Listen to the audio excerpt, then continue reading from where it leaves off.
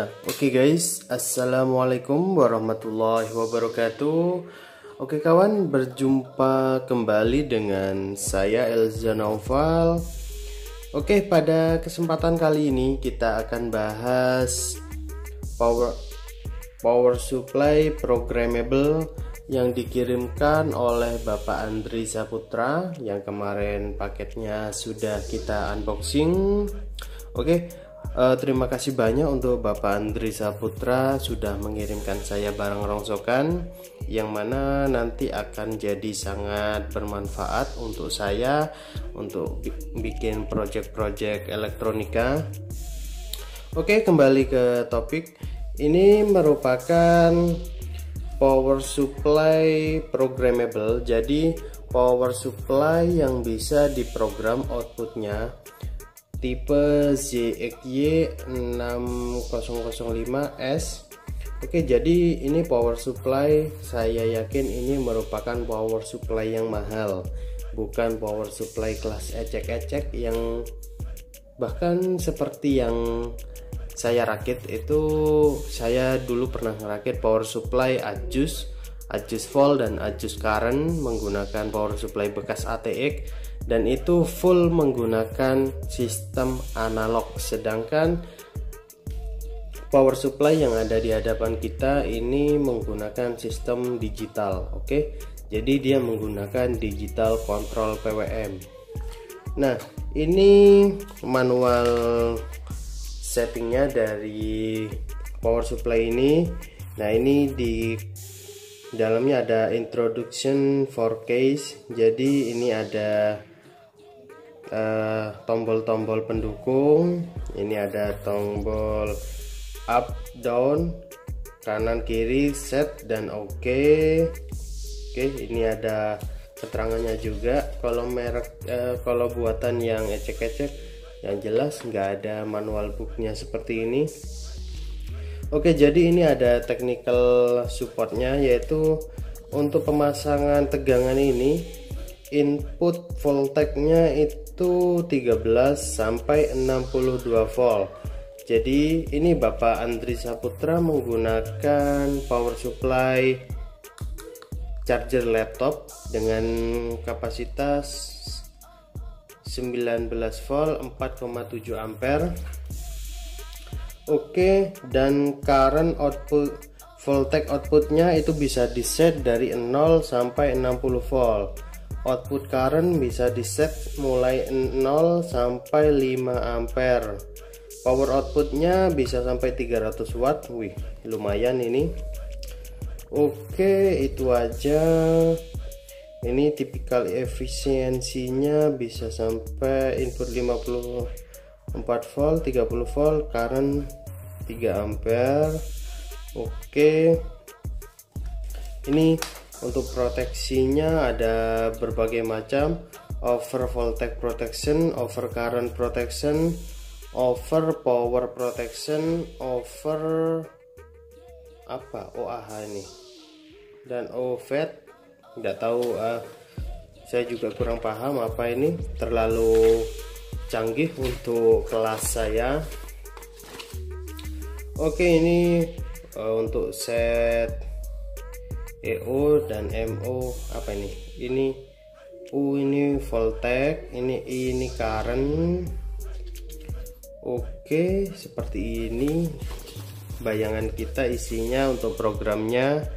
Nah, daripada kita hanya membuka manual booknya, langsung aja kita eksekusi untuk power supply-nya.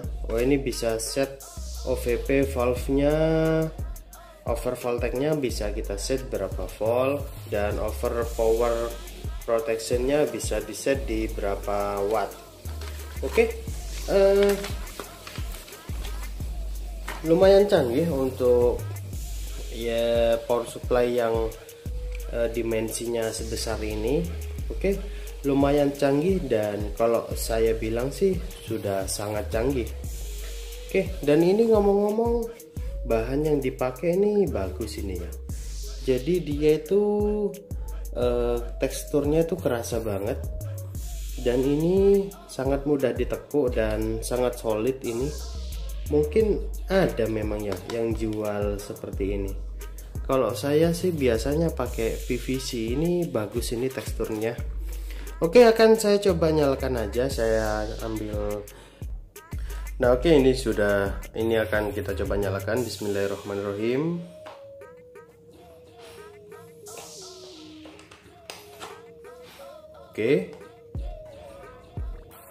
Oke, ini nggak ada kehidupan sepertinya. Kita coba cek untuk tegangannya.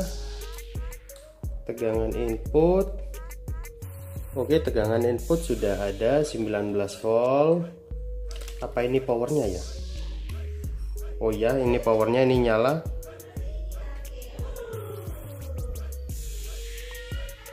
Oke, kok hanya nyala LED yang di sini aja?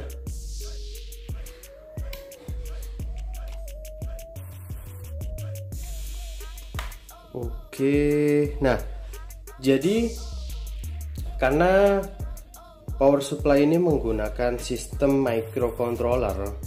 Ini saya lihat di sini tuh ada rangkaian induktor dan IC XL berapa itu ya? Kurang kelihatan juga.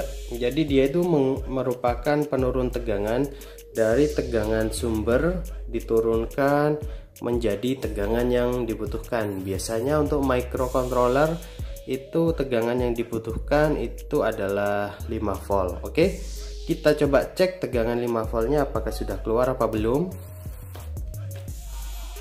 Oke, ini kita cek untuk tegangan output dari regulator voltage ini. Oke, ternyata tegangan outputnya itu hanya 2 volt. Apakah microcontroller jalan dengan tegangan 2 volt? Sepertinya enggak. Sepertinya tegangannya memang harus 5 volt. Oke, ini tegangannya hanya 2 volt. Oke, jadi kemungkinan besar itu ada masalah di modul penurun tegangan ini. Kemungkinan besar di situ terjadi masalah sehingga tegangan outputnya nggak bisa keluar sebesar 5 volt. Dan yang jadi masalah karena kita ini bongkarnya ada di Probolinggo dan di sini saya nggak ada power supply variabel alat pamungkas saya, jadi sepertinya ini harus kita bawa ke Jember dulu. Oke, seperti itu. Setidaknya ini sudah ketemu permasalahannya. Kita cek lagi apakah switchnya bermasalah. Oke, sepertinya switchnya nggak ada masalah. Ini di semua kakinya, di semua pinnya ini ada tegangan. Saya rasa nggak ada masalah. Nah, ini dia CV nya nyala, kontan voltage-nya nyala, tapi nyalanya tuh nyala nggak karuan, nyala nggak beraturan. Kemungkinan besar memang karena tegangan ini drop. Oke, jadi ini dari plus masuk melalui resistor ini ke sistem penurun tegangan ini. Oke, jadi saya rasa memang ada masalah di sistem penurun tegangannya.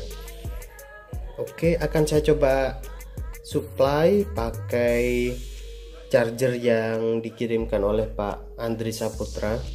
Semoga aja bisa kita suntikkan tegangan untuk 5 voltnya. Oke, akan saya carikan dulu. Nah, oke guys, jadi ini setelah saya pasang power supply eksternal untuk tegangan yang 5 volt. Oke, kita akan coba nyalakan. Oke, ternyata setelah kita nyalakan itu tampilannya blank. Entah blanknya karena apa microcontrollernya disuplai 3 volt? Sepertinya sih tidak mungkin. Microcontrollernya disuplai 3 volt. Karena kalau misalkan microcontroller ini disuplai 3,3 volt, ini ngapain ada AMS 117? Ini nilainya 3,3 volt. Oke, jadi kalau misalkan microcontrollernya ini menggunakan tegangan 3 volt, itu sepertinya nggak mungkin. Dan ini tuh kalau dinyalakan IC microcontrollernya ini langsung panas. Oke, aus. Ini langsung panas, panasnya tuh nggak tertahankan. Jadi sekitar 50 derajat ke atas. Sepertinya IC microcontrollernya itu rusak. Nah, sebetulnya kalau misalnya mau diganti IC microcontroller itu banyak di pasaran dijual. Ini seri STM berapa ya? Oke, ini untuk microcontrollernya pakai STM 850. Sepertinya kurang jelas juga. Jadi sebetulnya kalau misalkan mau diganti pun bisa. Cuma masalahnya apakah kita bisa ngambil file hex dari IC microcontroller yang sudah rusak? Nah, itu yang jadi pertanyaan. Mungkin juga. Nah, di sini masalahnya juga itu nggak ada website yang bisa dikunjungi untuk mencari file hack dari microcontrollernya. Jadi kalau misalkan ada website yang bisa dikunjungi, itu kita tinggal download file hacknya, lalu kita beli microcontroller dengan tipe dan seri yang sama. Itu nanti kita tinggal install ulang, kita masukkan, selesai.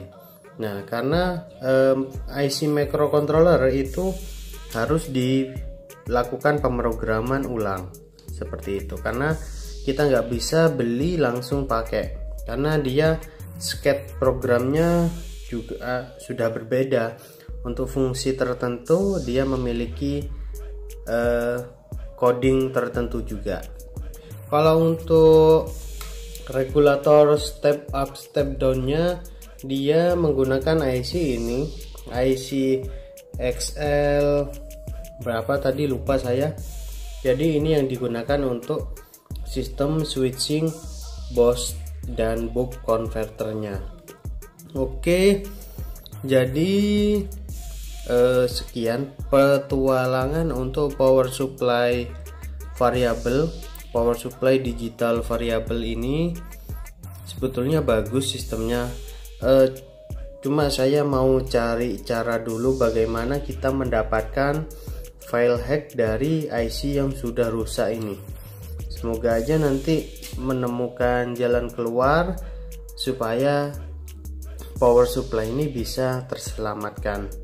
Sebetulnya kalau IC-nya tuh murah, programnya yang mahal gitu. Oke, mungkin demikian aja video pada kesempatan kali ini. Akan saya usahakan dulu untuk cari cara untuk mengcopy file hack dari IC yang sudah rusak ini. Tapi sepertinya sih nggak bisa, karena kalau kita mau mengcopy datanya, kita harus memasukkan tegangan dulu. Ketika sudah kemasukan tegangan, dia dalam keadaan setengah short, yang jelas file yang ada di dalamnya pun rusak. Oleh karenanya tadi di layar LCD-nya itu blank. Jadi akan saya coba telusuri nanti di website yang website perancangnya ini. Semoga aja nanti ada file hacknya. Oke, demikian aja video pada kesempatan kali ini. Lagi-lagi kita gagal dalam servis pada kesempatan kali ini. Semoga aja ini nanti bisa teratasi. Nanti kalau misalkan bisa diatasi nanti akan kita videokan lagi. Kalau misalkan nggak bisa, nanti Pak Andri mungkin akan saya kasih power supply rakitan saya aja. Yang penting fungsi bisa adjust volt dan adjust current gitu aja, mungkin sudah cukup. Mungkin kalau untuk saya sih cukup. Kalau untuk Pak Andri ya saya juga kurang tahu. Oke, mohon maaf. Demikian aja video pada kesempatan kali ini. Semoga bermanfaat. Mohon maaf jika ada salah kata dari saya. Saya akhiri. Wassalamualaikum warahmatullahi wabarakatuh.